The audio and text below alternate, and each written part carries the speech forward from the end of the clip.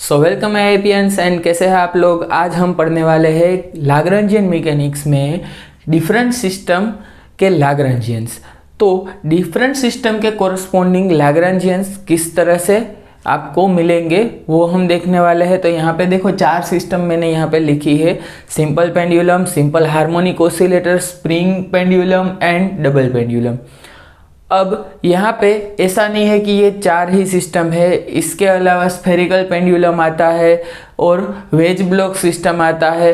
कोई भी सिस्टम मतलब कि आप फिजिकली सोचो तो आपका जो फैन है उसका भी लाग्रांजियन आप लिख सकते हैं, आप चल रहे हैं उसका भी लाग्रांजियन लिख सकते हैं। लेकिन यहाँ पे मैं बात कर रहा हूँ एग्जामिनेशन पॉइंट ऑफ व्यू से। तो एग्जामिनेशन पॉइंट ऑफ व्यू से ये 4 लाग्रांजियन है, उसमें आप वो सभी लाग्रांजियन पूछे जा सकते हैं। तो अगर और भी लाग्रांजियन यहाँ पे मुझे ऐसा लगेगा कि ये लाग्रांजियन है वो इम्पोर्टेंट है, तो लास्ट में जो मैंने बताया है कि जैसे कि हम करने वाले हैं कि जो मोस्ट प्रोबेबल क्वेश्चंस है, कौन से टॉपिक है वो मोस्ट प्रोबेबल है, वो सभी जब हम करेंगे तब यहाँ पे मैं बात कर दूंगा। तो यहाँ पे शुरू करते हैं हम सिंपल पेंडुलम से। तो सिंपल पेंडुलम से यहाँ पे हम शुरू करेंगे। तो देखो भैया, सिंपल पेंडुलम कई बार हमने ड्रॉ कर दिया है कि इस तरह का पेंडुलम होता है। ओके, यहाँ पे ये एक बीड होता है और यहाँ पे ये स्ट्रिंग है उससे जुड़ा है। तो उसकी मोशन भी आपको पता है कि इस तरह से होती है। तो यहाँ पे सपोज पोटेंशियल एनर्जी हमने 0 ले लिया। तो यहाँ पे देखो हमें लाग्रांजियन लिखने के लिए L = T - V पता करना है। तो अब यहाँ पे पहले काइनेटिक एनर्जी T है वो पता करते हैं। तो प्लेन पोलर कोऑर्डिनेट में, इन प्लेन पोलर कोऑर्डिनेट लिखो, in plane polar coordinate kinetic energy is mr² + r²θ²। क्यों? क्योंकि ये मैंने बताया है कि इन स्फेरिकल पोलर कोऑर्डिनेट यहाँ पे देखो v था वो r² + rθ² + r sin theta φ², इस तरह का v है वो हमने बताया था। तो v का स्क्वायर करेंगे तो ये आ जाएगा। और प्लेन पोलर कोऑर्डिनेट देखो, स्फेरिकल पोलर कोऑर्डिनेट है वो पूरा स्फीयर बनाता है, प्लेन पोलर कोऑर्डिनेट है वो एक सर्कल बनाता है प्लेन में। तो इसके लिए यहाँ पे थीटा है वो फाई है वो नेसेसरी नहीं है। क्लियर? तो यहाँ पे rn थीटा 2 ही चीज चाहिए। तो यहाँ पे प्लेन पोलर कोऑर्डिनेट हमने लिख दिए है। अब पोटेंशियल एनर्जी V लिख दो। V अगर हम लिखेंगे तो पोटेंशियल एनर्जी का लेवल है 0 और इसकी लेंथ है वो L है। अब लेंथ L है तो लेंथ है यहाँ पे फिक्स। तो यहाँ पे देखो L = फिक्स्ड। तो यहाँ पे वही R है तो T = यहाँ पे देखो L = R, सो r = 0। सो T = ½ m और r की जगह पे L² और θ² का स्क्वायर लिख सकते हैं। अब बात करते हैं पोटेंशियल एनर्जी V की। तो V यहाँ से देखो L यहाँ तक है और ये है डिस्टेंस है वो, ये जो एंगल है वो थीटा है। तो यहाँ पे इसका प्रोजेक्शन है वो L cos थीटा आ जाएगा। तो पोटेंशियल एनर्जी का लेवल है वो यहाँ पे 0 है तो उसके नीचे पोटेंशियल एनर्जी माइनस में होगी। सो -mg और h की जगह पे L cos थीटा, तो -mgh और यह है आपका h मिल गया, h = L cos theta. Clear? तो यहाँ से आप T निकाल लिया, V निकाल लिया। तो L = क्या आ जाएगा देखो, ½ m L² θ²। अब यहाँ पे माइनस है और यहाँ पे भी माइनस आ रहा है तो +mg L cos थीटा। तो ये लाग्रांजियन हमें मिल गया। तो लाग्रांजियन मिल गया है तो हमें इसके इक्वेशन ऑफ मोशन पे ही भी जा सकते हैं अभी हम। तो d by D T of del L by del theta dot minus del L by del theta equal to 0। So यहाँ से आप देखो क्या आ जाएगा, देखो d by D T of total time derivative of m l square theta dot और यहाँ पे माइनस एम जी, देखो कोस थीटा है उसका डिफरेंशिएशन हो जाएगा माइनस साइन थीटा, इसका डिफरेंशिएशन क्या हो जाएगा माइनस साइन थीटा, और यहाँ पे माइनस प्रेजेंट है तो यहाँ पे plus M G L sine theta equal to 0 आ जाएगा। तो अब यहाँ पे क्या करना है, अगेन टाइम डेरिवेशन ले लो, M L square theta double dot theta double dot plus M G L sine theta equal to 0। तो अब यहाँ से थीटा डबल डॉट निकालो, तो थीटा डबल डॉट यहाँ पे अगर आप निकालेंगे तो यहाँ पे लिख रहे हैं हम theta double dot equal to m m cancel हो जाएगा और g l divided by l square, तो जी बाई एल आपको मिल जाएगा, यहाँ पे माइनस आ जाएगा, ये माइनस जाएगा तो g by L sine theta. तो यहाँ पे अप्रोक्सीमेशन लगाते देखो, for small oscillation theta is very small, so sin theta tends to theta for very small theta, so theta double dot equal to minus g by l theta आ जाएगा, और ये किसका इक्वेशन आ गया, सिंपल हार्मोनिक मोशन। तो यहाँ पे एक और चीज़ आपको स्टेटमेंट में लिखनी है जो मैं बोल रहा हूँ कि फॉर स्मॉल oscillation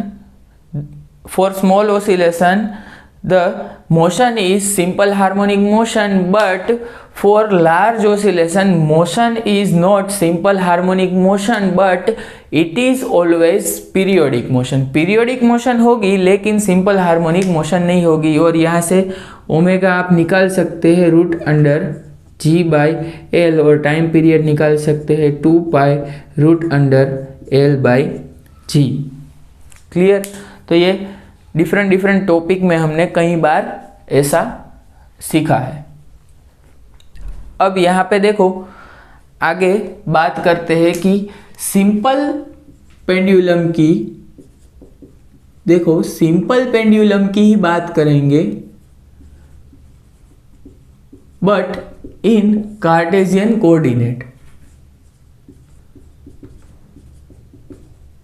कार्टेशियन में बात करेंगे तो यहाँ पे क्या करेंगे, देखो पहले यहाँ पे ड्रॉ करते हैं। अब यहाँ पे थीटा नहीं लेंगे, एक्स एंड वाई एक्सिस लेंगे, तो ये है वो वाई एक्सिस है और ये एक्स। क्लियर। तो एक्स और वाई हमने लिख दिया है।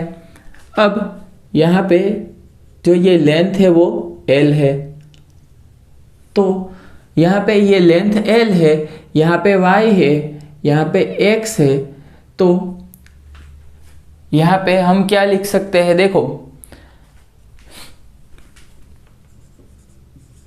यहाँ पे y square plus x square equal to l square लिख सकते हैं। तो अगर आपको y लिखना है तो किस तरह से लिखेंगे, y equal to l square minus x square, और ये है रूट में। क्लियर। तो यहाँ पे एक और चीज़ मैं आपको बता रहा हूँ कि देखो ये सिंपल पेंडुलम कार्टेशियन में मैं क्यों करवा रहा हूँ, क्योंकि अगर स्फेरिकल पोलर में तो आपको पता ही है कि ये इस तरह का आता है। अगर आपको पूछा जाता है, देखो डायरेक्टली नहीं बोलेंगे कि आप कार्टेशियन में ढूंढो या तो स्फेरिकल पोलर में ढूंढो। अगर थीटा आ रहा है तो आपको स्फेरिकल पोलर देखना है, अगर एक्स वाई आ रहा है तो आपको कार्टेशियन देखना है। तो यहाँ से देखो y इक्वल टू ये हमने निकाल लिया। आप इसको x के भी फॉर्म में लिख सकते हैं, लेकिन यहाँ पे हम क्या करेंगे कि ये पूरा चीज़ है वो x के फॉर्म में लिखना है, तो y को हमें x में कन्वर्ट करना होगा।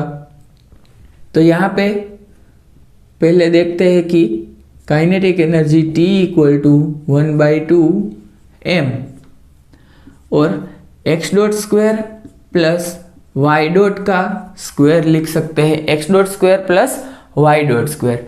अब यहाँ पे हमें पता है कि y हमें पता है, तो y डॉट हमें निकालना है, तो क्या करेंगे, ये डिफरेंशिएशन कर दो। तो यहाँ पे देखो डिफरेंशिएशन किसका आएगा, d/dt of l square minus x square raise to 1/2 का।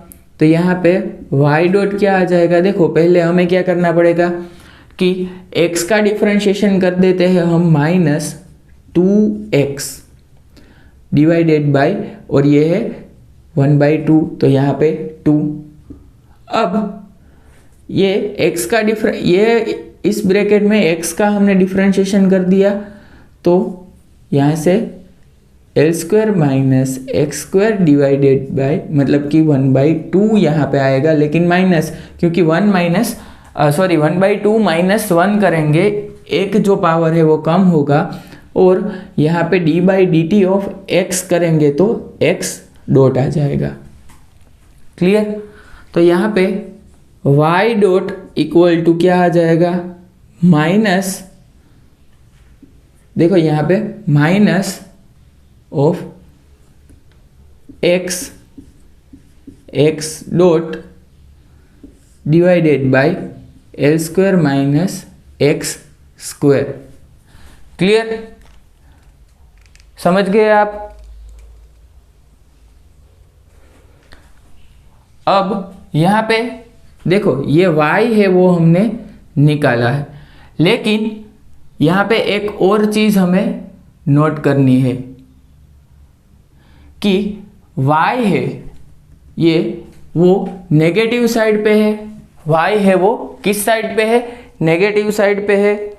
तो यहाँ पे देखो ये y अगर नेगेटिव साइड पे है तो ऑलरेडी देखो y है वो अगर उसकी ही वैल्यू लेते हैं तो ये नेगेटिव साइड पे ही आएगी।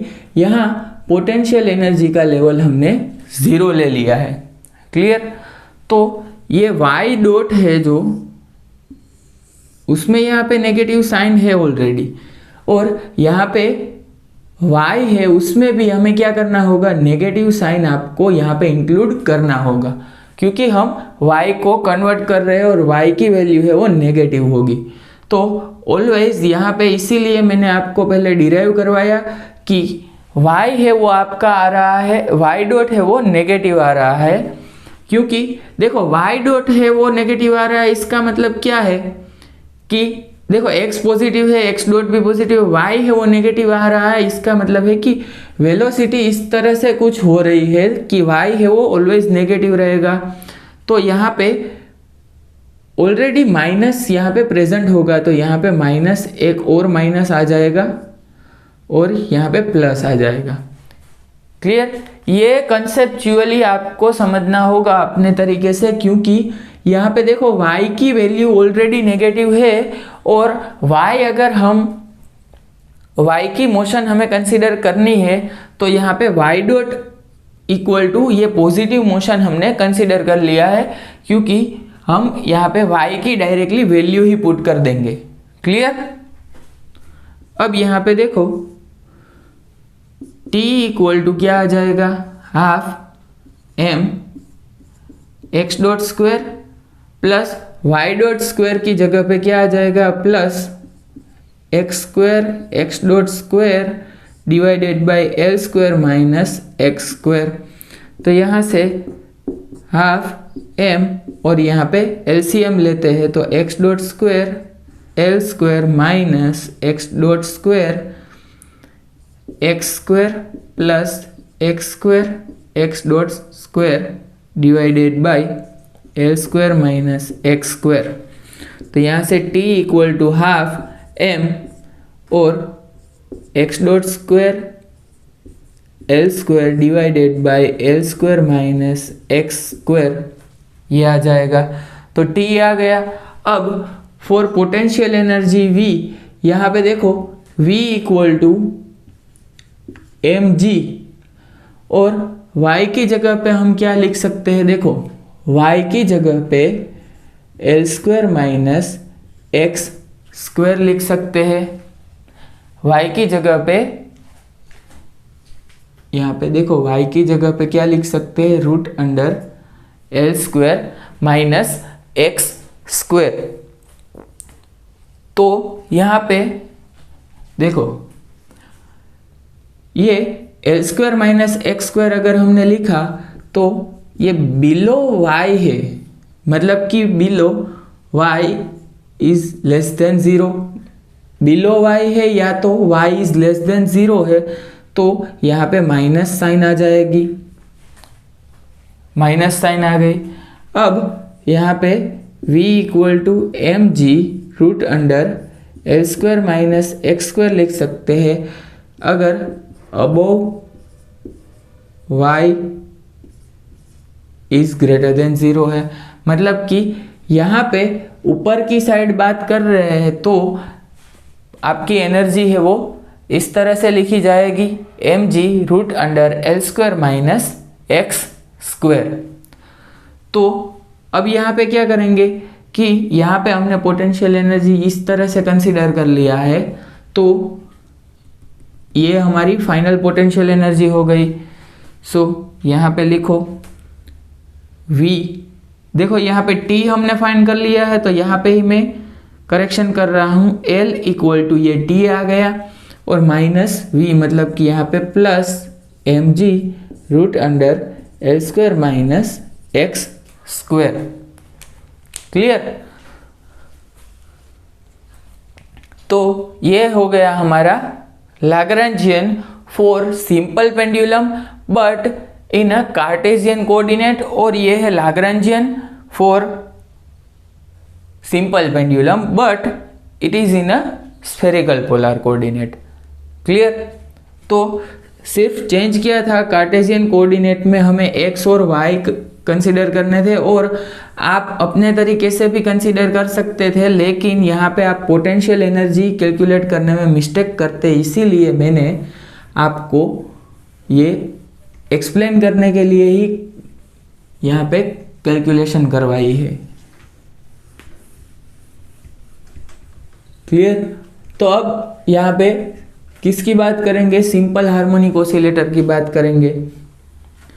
तो सिंपल हार्मोनिक ऑसिलेटर है वो हमने क्वांटम मैकेनिक्स में भी पढ़ लिया है, और यहाँ पे अगेन हम सिंपल हार्मोनिक ऑसिलेटर देखेंगे 1D में, 2D में, और आइसोट्रोपिक एनाइसोट्रोपिक भी हम बात कर लेंगे। तो यहाँ पे देखो आइसोट्रोपिक का मतलब है कि फ्रीक्वेंसी है वो एक्स और वाई डायरेक्शन में सेम ही होगी, और एनाइसोट्रोपिक का मीनिंग है कि एक्स और वाई दोनों डायरेक्शन में फ्रीक्वेंसी है वो डिफरेंट आपको मिलेगी। तो यहाँ पे Lagrangian ऑफ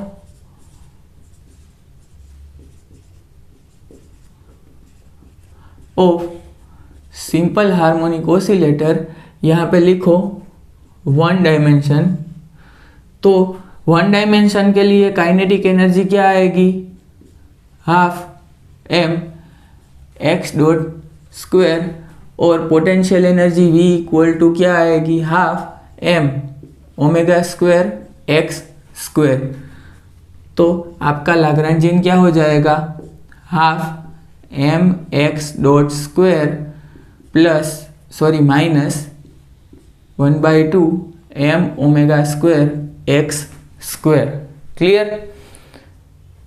अब यहाँ पे 2 डायमेंशन में अगर हम बात करेंगे तो Lagrangian क्या हो जाएगा, हाफ एम, और x dot square plus y dot square minus half M omega square और यहाँ पे x square plus y square. अब ये है उसमें ओमेगा दोनों डायरेक्शन के लिए सेम है, तो यहाँ पे 2D और आइसोट्रोपिक लिख दो। अब एन आइसोट्रोपिक की बात करें तो एन आइसोट्रोपिक में क्या होगा कि लाग्रांजियन आपको मिलेगा half M x dot square plus y dot square minus यहाँ पे 1/2 एम ओमेगा एक्स डायरेक्शन में omega x square into x square minus half M omega y square into y square. Clear? ये simple harmonic oscillator के लिए यहाँ पे हमने सभी चीज़ें लिख दी है। तो यहाँ पे सिंपल हार्मोनिक ऑसिलेटर का पोटेंशियल यहाँ पे मैंने बताया है कि हार्मोनिक ऑसिलेटर पोटेंशियल किस टाइप का होता है। यहाँ पे हाफ के एक्स स्क्वायर भी लिखा जा सकता है। क्लियर?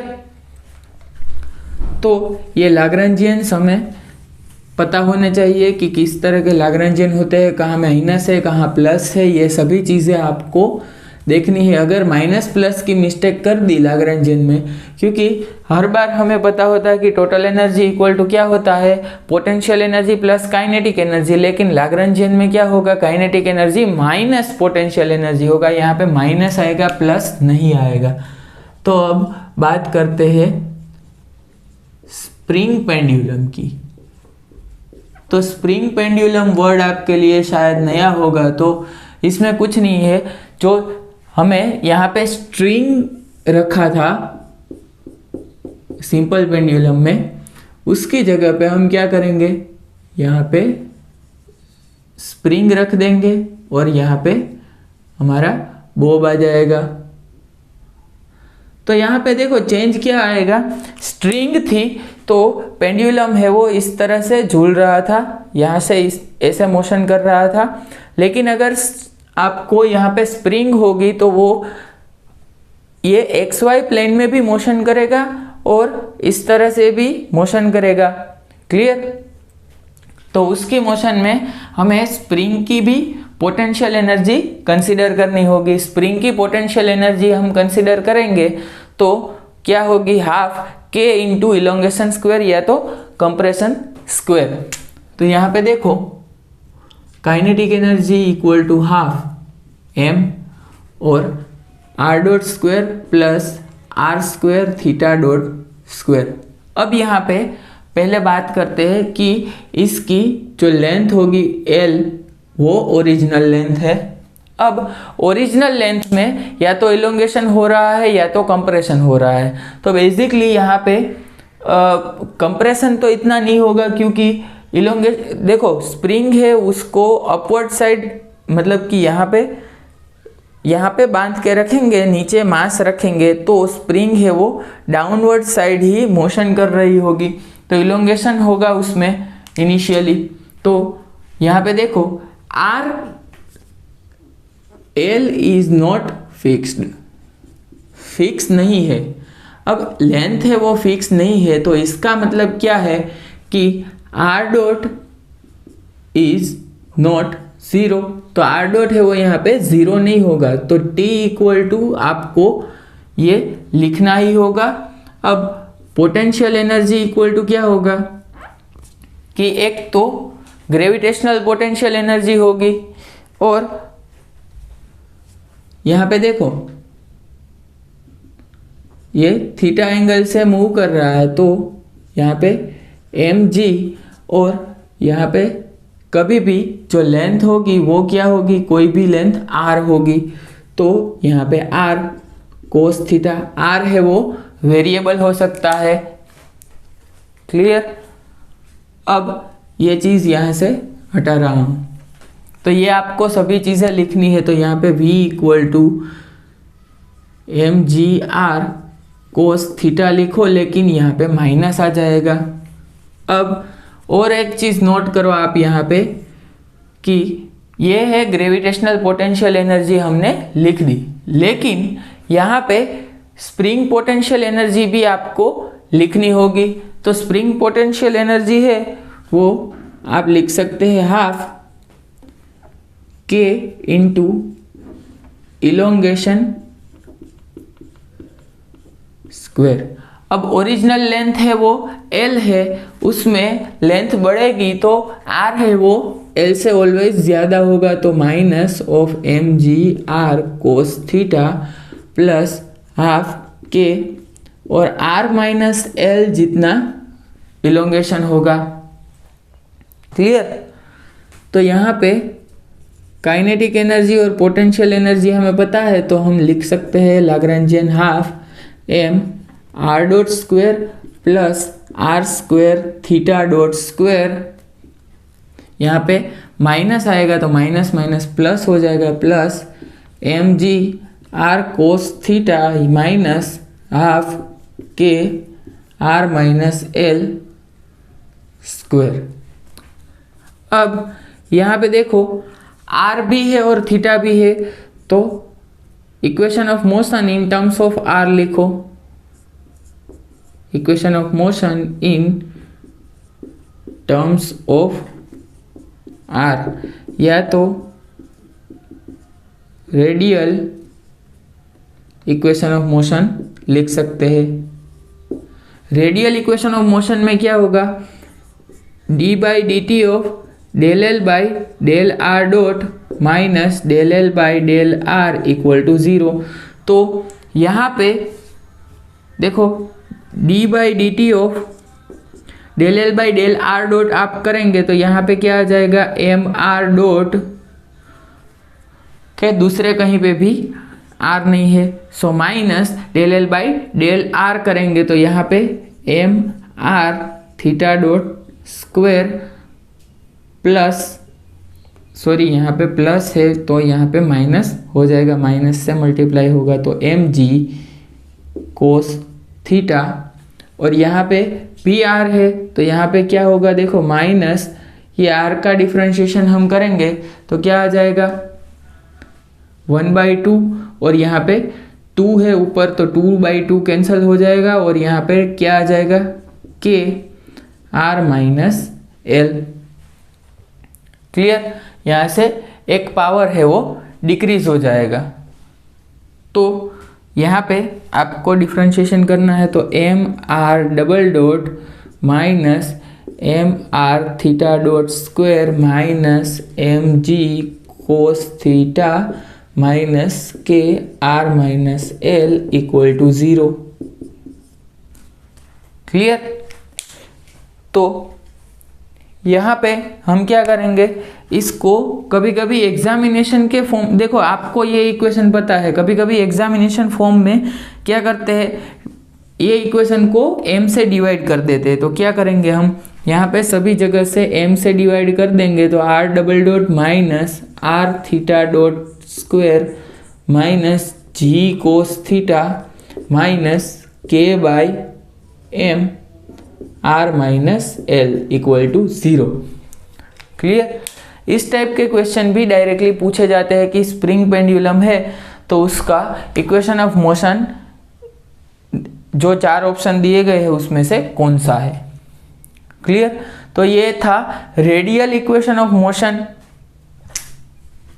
अब यहाँ पे बात करते हैं कि थीटा के फॉर्म में, थीटा इक्वेशन ऑफ मोशन या तो एंगुलर इक्वेशन ऑफ मोशन। अब एंगुलर इक्वेशन ऑफ मोशन की बात करेंगे तो सेम ही लाग्रेंजियन को आपको क्या करना होगा, थीटा के टर्म्स में लिखना होगा। So D by D T of del L by del theta dot minus del L by del theta equal to 0। तो यहाँ पे क्या करेंगे, D by D T of यहाँ पे क्या आ जाएगा, M are square theta dot, और यहाँ दूसरे कहीं में भी थीटा नहीं है, मतलब कि थीटा डॉट नहीं है, तो यहाँ पे minus of M G are cos theta में कोस थीटा का डिफरेंशिएशन क्या हो जाएगा, माइनस साइन थीटा, और यहाँ पे माइनस है ऑलरेडी तो यहाँ पे क्या आ जाएगा, एम जी आर साइन थीटा। यहाँ पे थीटा नहीं है। यहाँ पे देखो mgr कोस थीटा है, उसका डिफरेंशिएशन कोस थीटा का माइनस साइन थीटा हो गया, और माइनस है वो यहाँ पे ऑलरेडी प्रेजेंट है, इसलिए यहाँ पे प्लस लिखा है। कोस थीटा का डिफरेंशिएशन साइन थीटा मत लिख देना। और यहाँ पे कहीं पे थीटा डिपेंडेंसी नहीं है तो इक्वल टू 0 लिख देंगे। अब यहाँ पे क्या करेंगे, D by D T of, पहले थीटा का डिफरेंशिएशन कर देते हैं। अब यहाँ पे आर का भी डिफरेंशिएशन करना होगा, सो 2 और एम आर। अब यहाँ पे देखो एम आर स्क्वायर का डिफरेंशिएशन 2r हो गया, और r का differentiation d by t t के कंपेयर में क्या होगा, r dot theta dot plus M G r sine theta equal to 0। Clear? Okay, तो यहाँ पे हम क्या करेंगे, देखो यहाँ पे भी r है वो कॉमन है, तो M R theta double dot, और m भी कॉमन है तो हम क्या करेंगे, r theta double dot plus 2r dot theta dot plus m r निकल गया तो g sine theta equal to 0। तो इस तरह से ये इक्वेशन हम लिख सकते हैं। क्लियर? तो ये था एंगुलर इक्वेशन ऑफ मोशन और ये है रेडियल इक्वेशन ऑफ मोशन। तो आपको स्प्रिंग पेंडुलम है उसका लाग्रांजियन है निकालना आ गया।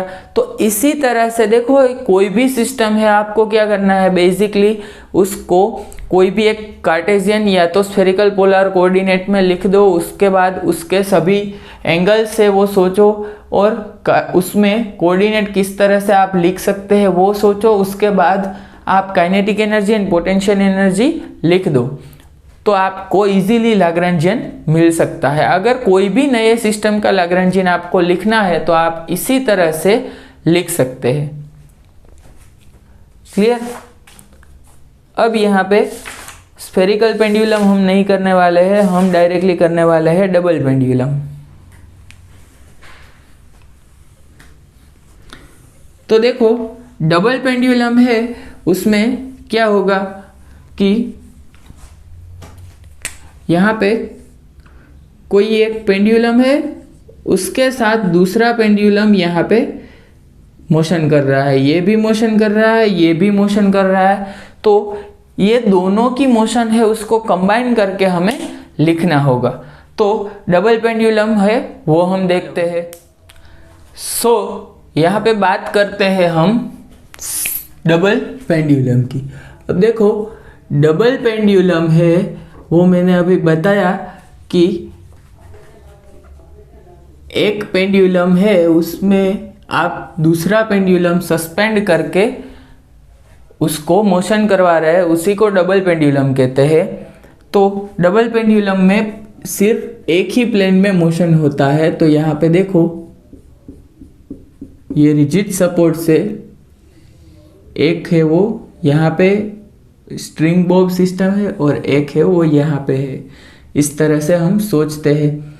तो देखो इसकी मोशन अभी हो रही है अपवर्ड डायरेक्शन में, तो इसकी मोशन भी यहाँ पे अपवर्ड डायरेक्शन में ही होगी। क्लियर?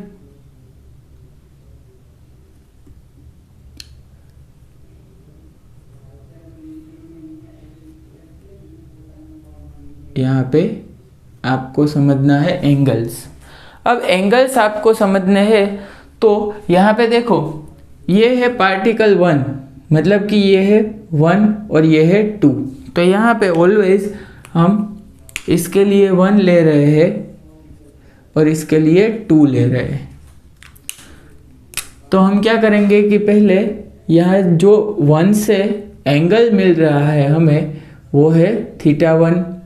अब वही एंगल आपको 2 के लिए फाइंड करना है। तो 2 के लिए जो एंगल है ये एंगल आपका होगा θ2। तो θ1 एंड θ2 हमें मिले हैं। तो यहाँ पे एक और चीज़ आपको नोट करनी है, आपको जियोमेट्री पता होनी चाहिए। देखो यहाँ पे ये जो बॉब है वो पूरा इस तरह से अगर आप सोचो तो इमेजिनरी सर्कल कंप्लीट कर रहा होगा, मतलब कि यहाँ पे ये इस पाथ पे मूव कर रहा है। तो यहाँ पे ये रेडियस है r और इंस्टेंटेनियस वेलोसिटी अगर आप v सोचो तो ये दोनों ऑलवेज परपेंडिकुलर होंगे। क्लियर? टेंजेंट यहाँ पे आप ड्रॉ करेंगे तो रेडियस एंड टेंजेंट है वो ऑलवेज 90 डिग्री के एंगल पे होंगे। तो इसका मतलब है इंस्टेंटेनियस जो वेलोसिटी है वो 90 डिग्री का एंगल बना रही है। तो यहाँ पे देखो ये एंगल है, ये एंगल 90 डिग्री का है। इस तरह से आपको सोचना है कि ये एंगल जो है वो 90 डिग्री का एंगल है। ओके, यहाँ पे लिखने की ज़रूरत नहीं है, यहाँ पे मैंने राइट एंगल बना दिया है। तो ये 90 डिग्री का एंगल है। अब यहाँ से बात करेंगे तो ये पैरेलल दोनों लाइन है, तो यहाँ से ये जो एंगल है वो θ1 हो जाएगा। ये एंगल हो गया θ1। तो ये θ1 हो गया, तो इसका मतलब है देखो ये क्या था, ये 90 माइनस θ1 हो जाएगा, 90 माइनस θ1 हो जाएगा। तो अब यहाँ से देखो ये एंगल है 90 माइनस θ1, तो ये एंगल क्या हो जाएगा, θ1। क्लियर? तो देखो बेसिकली इस तरह से जियोमेट्री हो रही है।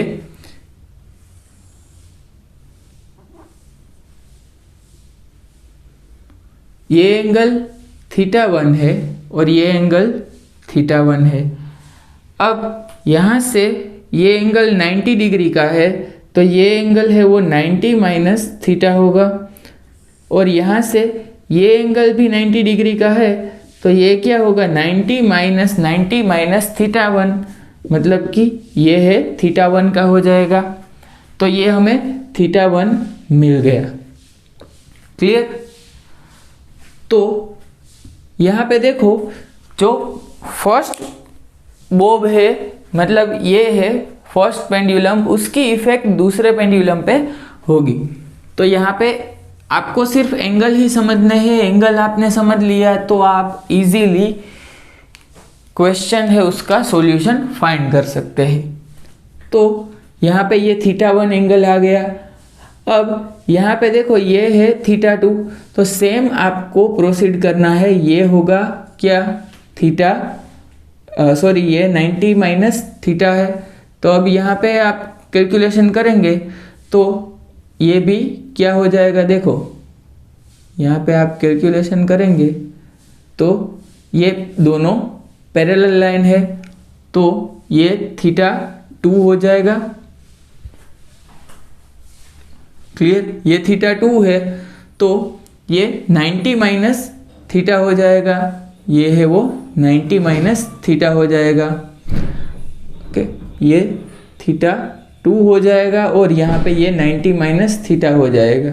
फिर यहाँ पे देखेंगे अगर हम तो हॉरिजॉन्टल लाइन ड्रॉ कर देंगे, तो यहाँ पे एक मोशन है वो पेंडुलम 2 की यहाँ पे हम ड्रॉ कर रहे हैं इस डायरेक्शन में। तो ये एंगल है वो θ2 है और यहाँ से इमेजिनरी हम यहाँ पे ड्रॉ कर रहे हैं वो है पेंडुलम 1 जो कि है θ1। क्लियर? θ1 और यहाँ पे है θ2। क्लियर? तो यहाँ पे देखो हमने सभी एंगल से वो निकाल लिए। अब हमें डायरेक्टली क्या करना है कि पहले काइनेटिक एनर्जी लिखनी है T। तो T इक्वल टू क्या होगा, half m r dot square plus r square theta dot square.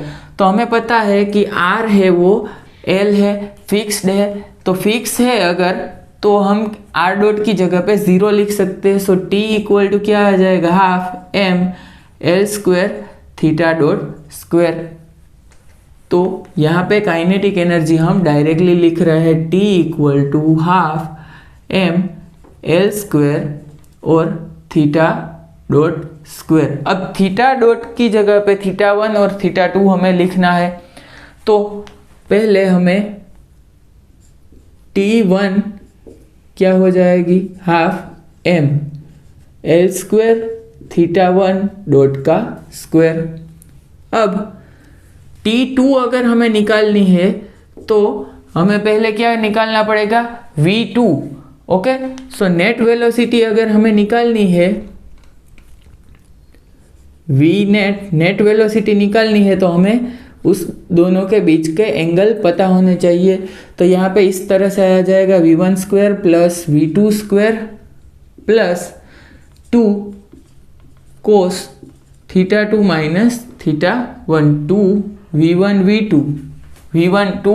V2 कोस θ2 minus θ1 square.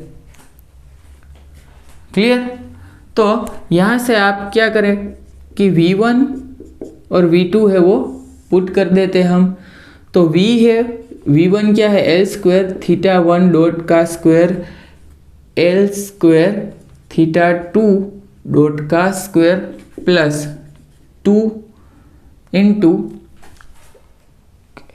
Into L1, sorry L नहीं, 2L और θ1 θ2, तो 2L स्क्वायर θ1 डॉट θ2 डॉट और कोस θ2 माइनस θ1। ओके, तो यहाँ पे V नेट निकाल ली है। V नेट है वो बेसिकली क्या है, इस डायरेक्शन की वेलोसिटी है जहाँ पे पेंडुलम नंबर 2, मतलब कि जो आपका बोब है 2 नंबर का, वो जा रहा है। सो यहाँ पे आपको T2 अगर लिखना है तो क्या लिखेंगे, हाफ m और यहाँ से L square θ1 dot square plus L square θ2 dot square plus 2L square θ1 dot θ2 dot cos θ2 minus θ1। Clear? अब यहाँ पे total T equal to T1 plus T2 है, सो हाफ m, और यहाँ पे L स्क्वायर θ1 डॉट स्क्वायर है। तो यहाँ पे देखो हम क्या करेंगे कि यहाँ पे 2 times L square θ1 dot square लिख देंगे और बाकी जो बचा है वो ऐसे ही यहाँ पे लिख देंगे, कोस θ2 माइनस θ1, यहाँ पे ब्रैकेट ओवर। तो ये सभी चीज़ें हमने क्या किया है कि पहले एंगल निकाले, एंगल हमने समझ लिए, उसके बाद हम डायरेक्टली काइनेटिक एनर्जी लिख सकते हैं।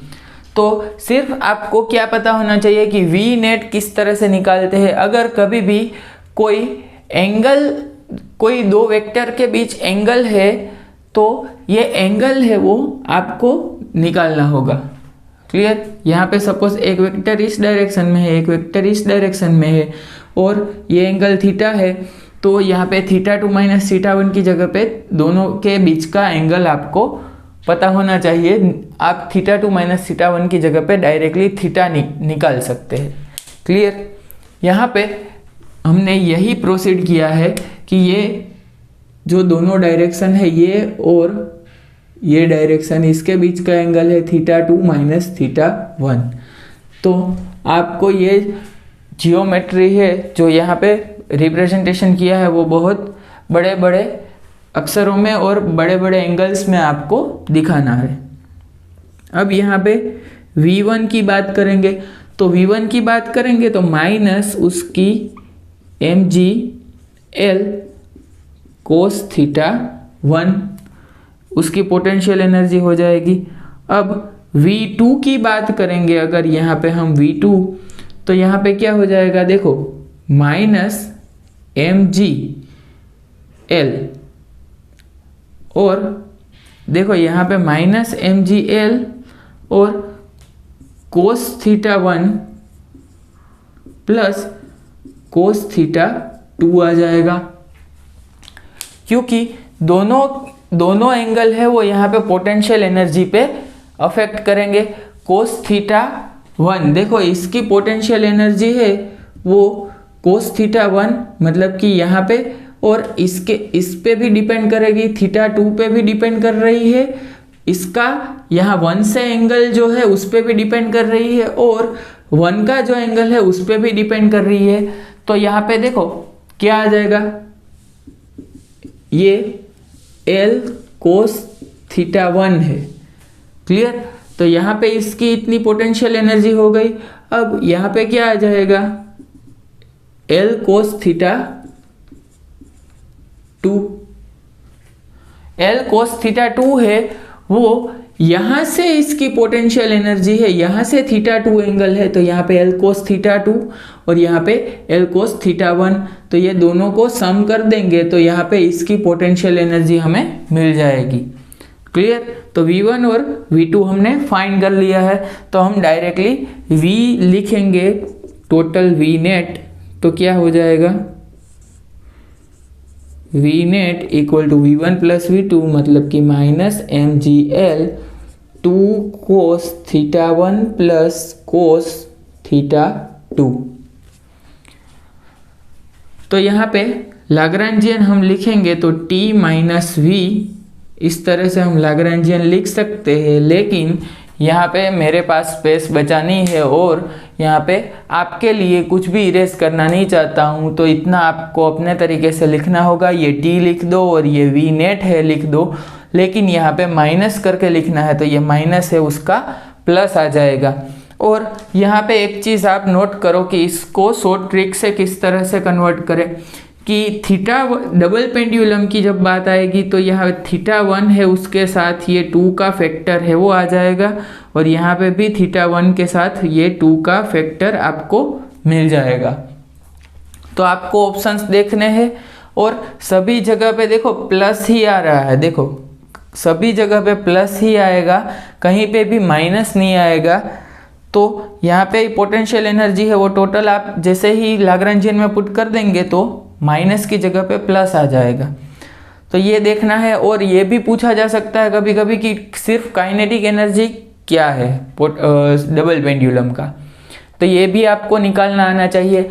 अब हम बात करेंगे, नेक्स्ट टॉपिक है उसमें नॉर्मल मोड्स ऑफ ऑसिलेशंस की। ओके, तो उसमें भी आपको kinetic energy and potential energy निकालना आना चाहिए, तभी ही आप नॉर्मल मोड्स ऑफ ऑसिलेशंस के क्वेश्चन है वो इजीली सोल्व कर पाओगे। उसके जो एग्जांपल्स है वो भी आपको याद रखने हैं, क्योंकि कभी कभी एग्जामिनेशन में बहुत लेंथी क्वेश्चन है वो आपको पूछा जाएगा, तो आपको अगर याद है तो आप इजीली अटेम्प्ट कर सकते हैं। यहाँ पे बात करते हैं नॉर्मल मोड्स ऑफ ऑसिलेशंस की। तो यहाँ पे नॉर्मल मोड्स ऑफ ऑसिलेशन किसे कहा जाता है कि when all particles of the system oscillate with same frequency, then the oscillation is called normal mode। अब सभी पार्टिकल्स से वो सेम फ्रीक्वेंसी से ओसिलेट कर रहे हैं तो उसे नॉर्मल मोड्स ऑफ ओसिलेशन बोला जाता है। Frequency of normal mode can be obtain या determined by the solving determinant equation. Okay, अब यहाँ पे देखो V है वो क्या है, पोटेंशियल मैट्रिक्स आपको लिखना है, काइनेटिक एनर्जी का मैट्रिक्स लिखना है, और ये आपको लिखना है V minus omega square T.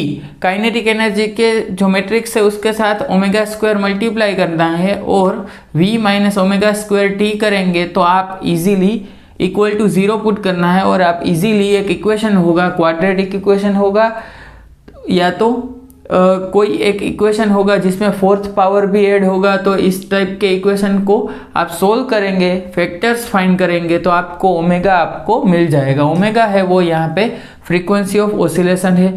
तो यहाँ पे मैट्रिक्स एलिमेंट है वो किस तरह लिखे जाते हैं, यहाँ पे देखो 1 1 मैट्रिक्स एलिमेंट लिखा जाता है, मतलब V11 है वो क्या होगा, कोएफिशिएंट ऑफ Q1 स्क्वायर। देखो Q1 स्क्वायर का मतलब है Q1, तो Q1 यहाँ पे 1 1 आ गया, यहाँ पे 1 2 मतलब यहाँ पे पहले 2 2 की बात करते हैं, Q2 स्क्वायर मतलब कि Q2 इंटू Q2 का जो कोएफिशिएंट है उसे V22 कहा जाएगा, और V12 और V21 है उसे किस तरह से डिफाइन किया जाता है। देखो अगर यहाँ पे कुछ इस तरह है 4 Q1 Q2, तो यहाँ पे इसमें इस तरह लिख सकते हैं Q1 Q2 plus 2 Q2 Q1।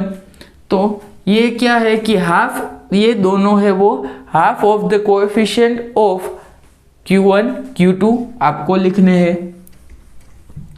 तो यहाँ पे ये बेसिक अंडरस्टैंडिंग है। तो T11, T22, T12 और T21 आपको इसी टाइप के इक्वेशन से मैट्रिक्स फॉर्मेशन करना है। आपको दोनों मैट्रिक्स फॉर्म हो जाएंगे तो आपको एक मैट्रिक्स के साथ ओमेगा स्क्वायर मल्टीप्लाई करना है और उसको आपको डिराइव करना है डिटर्मिनेंट से। तो यहाँ पे देखो इसका और भी बेसिक होगा थोड़ा बहुत कि ट्रिक्स है कोई, तो आपको हेल्प हो जाएगी कि कब आपकी जो फ्रीक्वेंसी हो ज़ीरो हो जाएगी। तो ये सभी चीज़ें हैं वो हम देखेंगे, लेकिन पहले इसका एक एग्जाम्पल देखते हैं। तो एग्जाम्पल है उसमें क्या है कि frequency of, find the frequency of normal modes of two masses connected to the spring. अब ये है मास 1 m1 और ये है मास 2 m2। अब यहाँ पे हम क्या करने वाले हैं कि सपोज ये दोनों मास हमने सेम ले लिया। अगर ये दोनों मास हमने सेम ले लिया है तो यहाँ पे देखो स्प्रिंग है, उसमें यहाँ पे मास जा रहा है x1, इसका डिस्प्लेसमेंट हो रहा है x1, इसका डिस्प्लेसमेंट हो रहा है x2। तो स्प्रिंग है उसमें इलोंगेशन या कंप्रेशन कितना होगा x2 माइनस x1 जितना। तो अब यहाँ पे पहले हम क्या करेंगे, काइनेटिक एनर्जी क्या हो जाएगी, half m x dot square x1 dot square plus half m x2 dot का स्क्वायर। अब पोटेंशियल एनर्जी है v, वो क्या हो जाएगी हाफ k, और यहाँ पे देखो x2 minus x1 square, x2 minus x1 है वो इलोंगेशन या कंप्रेशन होगा। यहाँ पे देखो बेसिकली स्प्रिंग है वो इलोंगेट होगा अगर x2 है वो x1 से ज़्यादा है तो इलोंगेशन का स्क्वायर कर दिया तो x2 माइनस x1 का स्क्वायर कर देंगे। तो यहाँ पे देखो v है वो क्या आ जाएगा हाफ k, और x2 माइनस x1 का स्क्वायर करेंगे तो x2 square plus x2 square minus 2x1 x2 plus x1 का स्क्वायर। तो यहाँ से v आ गया है, t आ गया है, तो यहाँ पे v मैट्रिक्स फॉर्म करो। तो यहाँ पे देखो x2 स्क्वायर है उसका, x1 स्क्वायर है उसका कोएफिशिएंट है k/2 और x2 स्क्वायर का भी k/2। अब यहाँ पे देखो x1 x2 का कोएफिशिएंट है देखो सिर्फ k, क्योंकि 2 2 तो कैंसिल हो गए, तो x1 x2 का कोएफिशिएंट सिर्फ k है। तो यहाँ पे मैंने बोला है कि हमें क्या करना है कि हाफ लिखना है। जो x1 x2 का कोएफिशिएंट होगा यहाँ पे k है, यहाँ पे भी k लिखना है, लेकिन यहाँ पे हाफ लिखना है। क्लियर? अब यहाँ पे t मैट्रिक्स फॉर्म करो। तो t मैट्रिक्स फॉर्म करेंगे तो क्या हो जाएगा, देखो यहाँ पे x1 है x2 है उसका स्क्वायर है, लेकिन कहीं पे भी यहाँ पे देखो m/2 आ गया, यहाँ पे भी m/2 आ गया, कहीं पे भी म्यूचुअल इंटरेक्शन टर्म प्रेजेंट नहीं है। मतलब x1 x2 की x1 डॉट x2 डॉट ऐसी कोई टर्म यहाँ पे प्रेजेंट नहीं है। तो यहाँ पे v मैट्रिक्स फॉर्म हो गया, t मैट्रिक्स फॉर्म हो गया। अब हमें क्या करना है, v minus omega square t matrix form करना है, v minus omega square t। अब यहाँ पे ओमेगा स्क्वायर मल्टीप्लाई कर दो। क्लियर? तो यहाँ पे v minus omega square t आप करेंगे इक्वल टू 0, तो क्या हो जाएगा, देखो k/2 minus omega square m, और यहाँ पे है k/2, यहाँ पे है k/2, यहाँ पे भी क्या करना है हमें, k minus omega square m divided by 2। Clear? तो आपको इस तरह से मैट्रिक्स फॉर्म करना है। अब हमें यहाँ मैट्रिक्स का डिटर्मिनेंट निकालना है, तो यहाँ पे 2/2 मैट्रिक्स है, तो आप डिटर्मिनेंट इजीली निकाल सकते हैं, क्रॉस मल्टीप्लिकेशन कर दो। तो यहाँ पे 0 इक्वल टू आ जाएगा k minus omega square m by 2। इसका देखो यहाँ से मल्टीप्लाई करो, यहाँ से भी मल्टीप्लाई करो, तो दोनों का स्क्वायर आ जाएगा, टोटली स्क्वायर। क्लियर है? और माइनस k बाई 2 का होल स्क्वायर, ये आ गया k बाई 2 का होल स्क्वायर। अब यहाँ से 2 है वो कैंसिल हो गया, तो 0 equal to k minus omega square m whole square minus k का स्क्वायर। क्लियर? तो यहां से देखो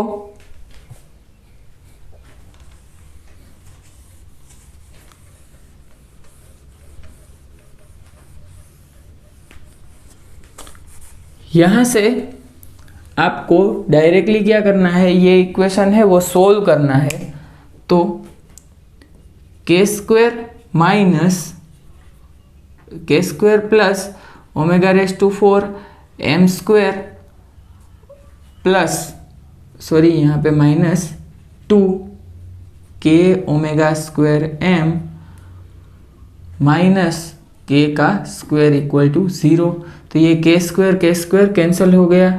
तो यहाँ पे देखो ओमेगा स्क्वायर कॉमन निकाल लेते हैं, तो ओमेगा स्क्वायर कॉमन निकालेंगे तो क्या यहाँ पे आ जाएगा, omega square m square minus 2k omega, यहाँ पे ओमेगा नहीं आएगा, माइनस 2k इक्वल टू 0। तो यहाँ पे ओमेगा स्क्वायर इक्वल टू 0 होगा, या तो ओमेगा स्क्वायर इक्वल टू क्या हो जाएगा, 2k by m, 2k divided by m। So omega equal to क्या आ जाएगा, root under 2k by m। Clear? Okay. तो यहाँ पे अगर मास है वो सेम है तो इस टाइप की सिचुएशन आ सकती है। अब यहाँ पे हम क्या करेंगे कि ये मास है वो दोनों अलग अलग करते हैं, तो मास है वो दोनों अलग अलग कर देंगे। तो यहाँ पे देखो जैसे कि यहाँ पे m1 आ जाएगा, यहाँ पे m2 आ जाएगा। क्लियर? यहाँ पे m1 आ गया, यहाँ पे m2 आ जाएगा, यहाँ पे m1, यहाँ पे m2। ये आपको पूरा प्रॉब्लम है वो फिर से लिखना है, आपको फिर से सोल्व करना है, क्योंकि इसमें भी एक कंसेप्ट छुपा हुआ है, वो मैं आपको ये प्रॉब्लम के लास्ट में बता दूंगा। तो यहाँ पे क्या करना है, देखो k minus omega square m1 divided by 2 into k minus omega square m2 divided by 2, यहाँ पे minus k square by 4 equal to 0। तो यहाँ से देखो ये 2 और ये 4 है वो निकल जाएंगे, कैंसल हो जाएंगे। तो यहाँ पे k minus omega square m1, इसको मल्टीप्लाई करना है k minus omega square m2 के साथ। तो यहाँ पे क्या हो जाएगा, k स्क्वायर माइनस, देखो k स्क्वायर माइनस क्या आ जाएगा, k omega square m2 minus k omega square m1 plus omega raise to 4 m1 m2 equal to, okay यहाँ पे माइनस k भी है, minus k square equal to 0। तो k square और ये k स्क्वायर कैंसिल हो गए। तो यहाँ से देखो क्या बच गया कि ओमेगा स्क्वायर पहले कॉमन निकाल लो। ओमेगा स्क्वायर कॉमन निकाल लिया तो यहाँ पे क्या आ जाएगा, minus k m2 minus k m2 minus k m1 plus omega square m1 m2 equal to 0। तो यहाँ पे ओमेगा स्क्वायर इक्वल टू 0 होगा, या तो ओमेगा स्क्वायर इक्वल टू क्या आ जाएगा, देखो ये ब्रैकेट इक्वल टू 0 अगर हम कर देंगे, आपको स्टेप बाय स्टेप समझा रहा हूँ, के m2 प्लस के m1 equal to omega square m1 m2, तो omega equal to root under क्या आ जाएगा, के m1 plus m2 divided by m1 m2। Clear. अब यहाँ पे एक चीज़ आपको लिखनी है कि यहाँ पे ये देखो, ये हटा रहा हूँ, यहाँ पे जो ये m1 plus m2 divided by m1 m2 आ रहा है, उसी को हम रिड्यूस मास का कंसेप्ट कहेंगे। जब 2 बॉडी प्रॉब्लम है उसको 1 बॉडी प्रॉब्लम से सॉल्व करना होता है, तो mu equal to m1 m2 divided by m1 plus m2, ये फॉर्मूला यूज करेंगे। ओके, इसको बोलेंगे रिड्यूस्ड मास। तो इसको इस तरह से भी लिखा जाएगा, omega equal to root under क्या आ जाएगा, omega equal to root under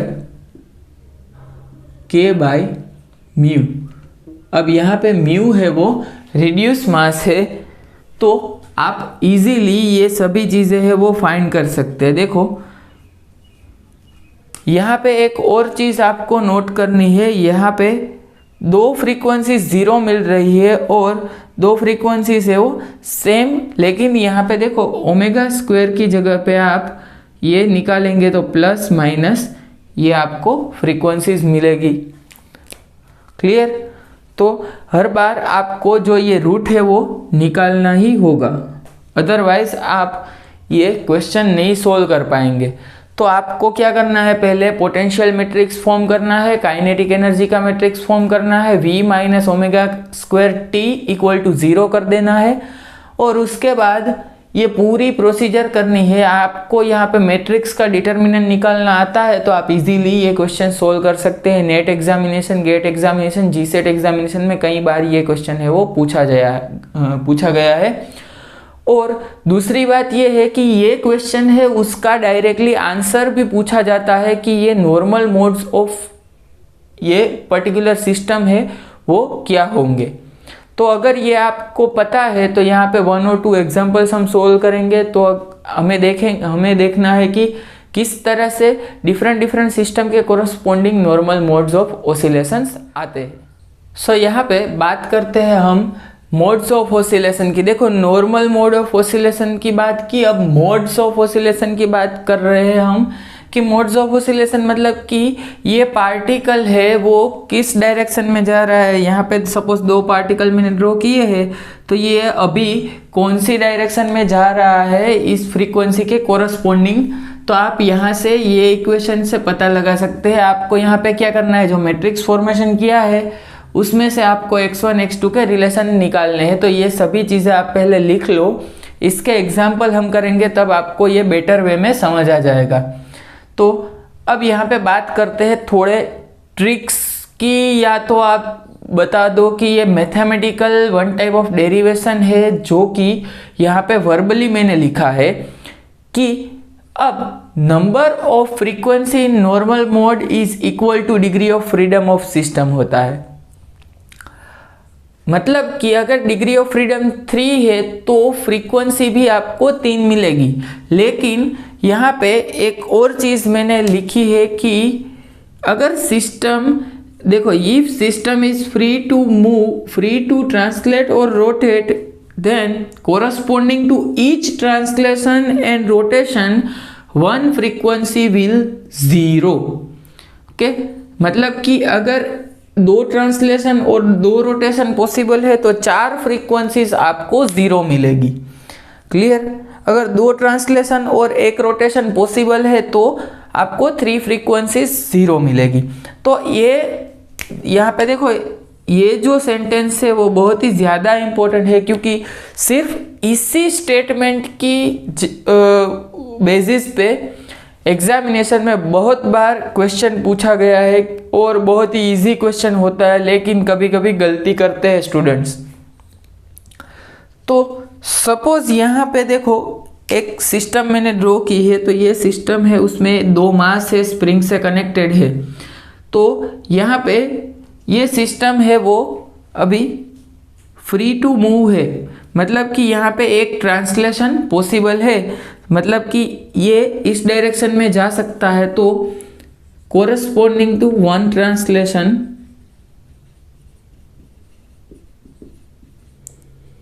1 frequency is 0। Clear? एक ट्रांसलेशन पॉसिबल है, मतलब कि ये इस डायरेक्शन में जा सकता है, तो एक फ्रीक्वेंसी हो गई 0। अब डिग्री ऑफ फ्रीडम था वो क्या था कि यहाँ पे डिग्री ऑफ फ्रीडम था वो 2 था। सपोज यहाँ पे अभी हम बात करते हैं कि इस सिस्टम की, यहाँ पे देखो डिग्री ऑफ फ्रीडम की बात करेंगे। देखो ये सिस्टम तो करेक्ट थी, यहाँ पे मैंने शो किया है, ओके। मुझे लगा यहाँ पे भी रिजिड सपोर्ट है। तो यहाँ पे सपोज डिग्री ऑफ फ्रीडम है वो 2 है, तो डिग्री ऑफ फ्रीडम अगर यहाँ पे 2 है तो यहाँ पे देखो ट्रांसलेशन मोशन यहाँ पे पॉसिबल नहीं है, क्योंकि यहाँ पे रिजिड सपोर्ट से कनेक्टेड है। तो रिजिड सपोर्ट से कनेक्टेड है तो यहाँ पे कोई भी फ्रीक्वेंसी 0 नहीं होगी। तो यहाँ पे डिग्री ऑफ फ्रीडम है 2, तो फ्रीक्वेंसी ऑफ नॉर्मल मोड्स भी मिलेंगी 2। अब यहाँ पे देखो डिग्री ऑफ फ्रीडम है वो है 2 और ट्रांसलेशन मोशन पॉसिबल है।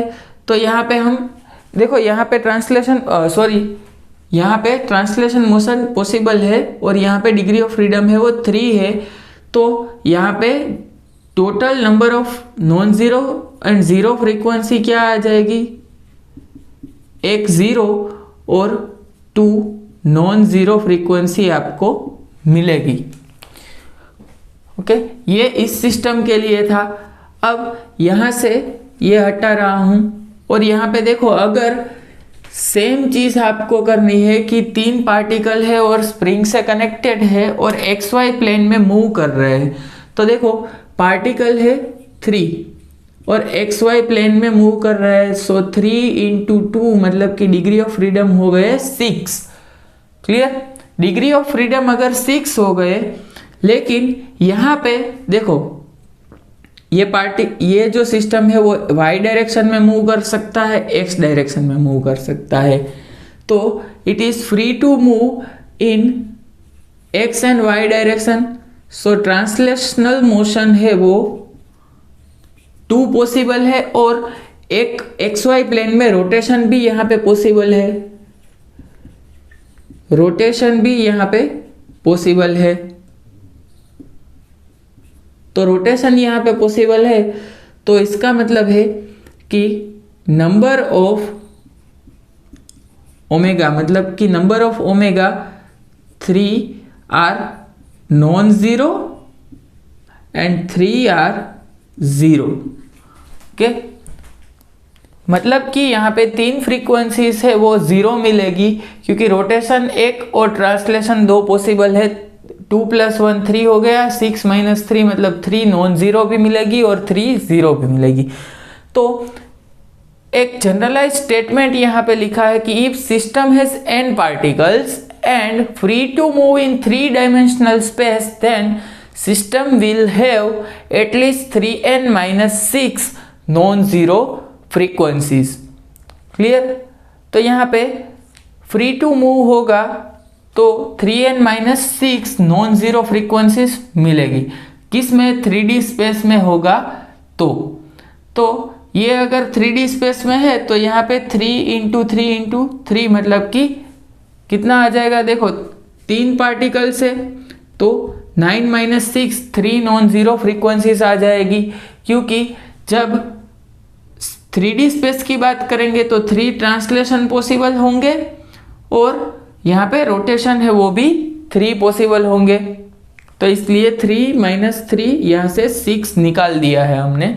तो ये जनरलाइज 3 डायमेंशन के लिए स्टेटमेंट लिखा है। अब यहाँ पे बात करते हैं हम एक प्रॉब्लम की, जिसमें आपको थोड़ा और आइडिया आ जाएगा कि फ्रीक्वेंसीज है वो ज़ीरो या नॉन ज़ीरो कब मिलेगी। क्लियर? तो उसमें 3 पार्टिकल्स है वो, देखो ये क्वेश्चन है वो जीपीएससी में भी पूछा गया है। सो यहाँ पे हम देखते हैं एक एग्जाम्पल। अब देखो यहाँ पे एग्जाम्पल है, उसमें क्या है, ये एग्जाम्पल है वो जीपीएससी में भी पूछा गया था और यहाँ पे दूसरे जो कॉम्पिटिटिव एग्जाम्स होते हैं उसमें भी ये एग्जाम्पल पूछा जाता है। तो ये एग्जाम्पल है वो डायरेक्टली आपको याद भी रखना है। तो यहाँ पे 2 मास है m और यहाँ पे स्प्रिंग कांस्टेंट है k।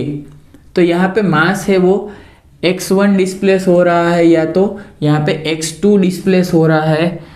तो हम क्या करेंगे कि पहले काइनेटिक एनर्जी लिखते हैं, तो half m x1 dot square plus x2 dot square. अब पोटेंशियल एनर्जी लिखेंगे तो क्या आ जाएगा, हाफ, पहले इस स्प्रिंग में डिस्प्लेसमेंट हो रहा है x1 जितना और लास्ट स्प्रिंग में डिस्प्लेसमेंट हो रहा है x2 जितना, और बीच वाली स्प्रिंग में डिस्प्लेसमेंट कितना होगा, हाफ के x2 minus x1 whole square. यहाँ पे लिख देते हैं इलोंगेशन का स्क्वायर। इलोंगेशन यहाँ पे देखो इलोंगेशन का ही स्क्वायर लिखना है, तो इलोंगेशन इसमें x2 माइनस x1 जितना होगा। अगर x2 है वो 5 मीटर इस साइड जा रहा है और ये 2 मीटर जा रहा है तो 3 मीटर का इलोंगेशन होगा। तो यहाँ पे क्या करना है कि v minus omega square t equal to 0 करना है और यहाँ से v लिखेंगे हम तो क्या आ जाएगा, देखो पहले हमें v को सिंप्लीफाई करना होगा। तो v को अगर आप सिंप्लीफाई करेंगे ना तो इसको ये स्क्वायर को ओपन कर दो तो आपको फाइनल आंसर मिलेगा के x1 स्क्वायर प्लस के x2 स्क्वायर माइनस के x1 x2। क्लियर? इतना आंसर आपको मिल जाएगा। तो यहाँ पे k, यहाँ पे भी k, यहाँ पे k बाई 2 माइनस और यहाँ पे भी माइनस k बाई 2 माइनस, अब हाँ m बाई 2 यहाँ पे आ रहा है m बाई 2 और यहाँ पे m बाई 2 आ रहा है। यहाँ पे 0 0 है, 1 2 और 2 1 एलिमेंट, और यहाँ पे ओमेगा स्क्वायर मल्टीप्लिकेशन में है तो ओमेगा स्क्वायर यहाँ पे मल्टीप्लाई कर दिया हमने। अब इसको लिखो डिटर्मिनेंट, इसको मैट्रिक्स फॉर्मेशन में किस तरह से लिखेंगे, k minus omega square m by 2 और यहाँ पे माइनस k बाई 2, यहाँ पे माइनस k बाई 2, यहाँ पे k minus omega square m by 2 equal to 0। तो यहाँ से हम क्या करेंगे कि डिटर्मिनेंट निकालो। तो यहाँ से देखो नेक्स्ट स्टेप होगा, ये डिटर्मिनेंट अगर निकालना है तो आपको क्या करना है, क्रॉस मल्टीप्लिकेशन कर देना है। तो k minus omega square m by 2 का यहाँ पे होल स्क्वायर हो जाएगा, यहाँ पे मल्टीप्लिकेशन हो जाएगा, तो यहाँ पे minus of k square by 4 equal to 0। तो यहाँ पे देखो 2k minus omega square m divided by यहाँ पे 4 और minus k square by 4 equal to है 0, यहाँ पे होल स्क्वायर। तो अब यहाँ पे हम क्या करेंगे कि ये 4 4 है उसको 0 के साथ मल्टीप्लाई कर दो और ये k है उसको राइट साइड ले जाते हैं। तो क्या आ जाएगा, 2k minus omega square m whole square equal to k का स्क्वायर। क्लियर? तो यहाँ पे स्क्वायर अगर हम निकालेंगे तो 2k minus omega square m equal to plus minus k, ये स्टेप है उसमें मिस्टेक नहीं करनी है। जब मैं ये सीख रहा था तो मैंने यहाँ पे बहुत मिस्टेक की है, इसलिए ये आपको मैं बता रहा हूँ। तो यहाँ पे हम क्या करना है, पहले एक बार प्लस के लेते हैं, 4 + k, तो यहाँ पे 2k minus omega square m और यहाँ पे k लिख देंगे, तो ओमेगा इक्वल टू आ जाएगा √k/m। एक फ्रीक्वेंसी आपको ये मिल जाएगी। और 4 - k, यहाँ पे क्या होगा, 2k minus omega square m equal to -k, तो यहाँ पे ओमेगा आ जाएगा आपका √3k/m। तो ये दो फ्रीक्वेंसी हमें यहाँ पे मिल रही है। तो यहाँ पे देखो दो फ्रीक्वेंसीज मिल रही है और दोनों फ्रीक्वेंसीज नॉन ज़ीरो है, क्योंकि यहाँ पे कोई भी ट्रांसलेशनल मोशन है वो पॉसिबल नहीं है। अगर यहाँ पे ये दोनों साइड एंड है वो फ्री होता तो आपको यहाँ पे डायरेक्टली एक फ्रीक्वेंसी है वो 0 मिल जाती। अगर एक डायरेक्टली एक फ्रीक्वेंसी है वो 0 मिल जाती, क्योंकि यहाँ पे दोनों साइड रिजिड सपोर्ट नहीं होगा तो ही। तो यहाँ पे ये क्वेश्चन है वो कभी कभी पूछ देते हैं, और यहाँ पे देखो ये एक फ्रीक्वेंसी तो डायरेक्टली नॉर्मल स्प्रिंग की ही आ रही है √k/m, और एक है वो √3k/m आ रही है। क्लियर? तो ये दोनों फ्रीक्वेंसीज आपको याद भी रखनी है। और नेक्स्ट जो अभी हम बात करेंगे, देखो यहाँ पे अगर k सेम नहीं होगा तो यहाँ पे k भी डिफरेंट आ जाएगा। क्लियर? दो स्प्रिंग का सेम है, एक स्प्रिंग का सेम नहीं है, तो बहुत हार्ड क्वेश्चन करने के लिए इस तरह से भी पूछ सकते हैं, लेकिन हमें अभी तक ये इजी क्वेश्चंस है वो ही अटेम्प्ट करने हैं। तो ये लेंथी कैलकुलेशन भी हो रही है थोड़ी, और मैट्रिक्स आपको सोल्व करना है। यहाँ पे कहीं पे भी माइनस का मिस्टेक कर दिया तो आपका पूरा आंसर है वो गलत आ जाएगा। अगर यहाँ पे इस स्टेप में आपने 2k नहीं निकाले, मतलब रूट आपने निकाला और 2 प्लस और माइनस k नहीं निकाला, तो आपको फ्रीक्वेंसीज 2 नहीं मिलेगी, आंसर में 2 फ्रीक्वेंसीज प्रेजेंट होगी। तो आप हर बार ये ट्राई करो कि यहाँ पे स्टेप पे पहुँच के प्लस और माइनस के लिखो, या प्लस और माइनस √2k, या जो भी आ रहा है वो आंसर आप लिखो।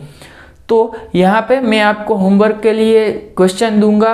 अगर क्वेश्चन नहीं सोल्व हो रहा है तो आप ग्रुप में डालो और अपने आप 1-2 बार ट्राई करो, 3 बार ट्राई करो, क्या मिस्टेक हो रहा है वो देखो। मिस्टेक्स आपको एक बुक में लिखनी है कि यहाँ पे मैं मिस्टेक कर रहा हूँ, नेक्स्ट टाइम से यहाँ पे मिस्टेक नहीं होना चाहिए। क्लियर? तो मिलते हैं हम हमारे नेक्स्ट लेक्चर में, और नेक्स्ट लेक्चर से हम शुरू करेंगे हमारा पॉइसन्स इक्वेशन ऑफ मोशन और Poisson bracket, canonical transformation and generating function, जो कि है हमारे लिए बहुत ही ज़्यादा इम्पोर्टेंट टॉपिक, क्योंकि जो जीसेट एग्जामिनेशन है उसमें सभी जीसेट एग्जामिनेशन में अब तक के जो भी कंडक्ट किए गए हैं वो सभी एग्जामिनेशन में इस टाइप के क्वेश्चंस तो पूछे गए हैं। कोई भी एग्जामिनेशन है, नेट या गेट का या जीपीएससी का, कोई भी एग्जामिनेशन है फिजिक्स के रिलेटेड, TIFR, जेस्ट, ये सभी एग्जामिनेशन में ये क्वेश्चन कैनोनिकल ट्रांसफॉर्मेशन का क्वेश्चन या जनरेटिंग फंक्शन का क्वेश्चन या तो पॉइसन ब्रैकेट का क्वेश्चन पूछा ही जाता है। जिस तरह से क्वांटम में कम्यूटेटर अलजेब्रा का क्वेश्चन पूछा जाता है उसी तरह से। तो मिलते हैं हमारे नेक्स्ट वीडियो में, तब तक के लिए good bye and thank you.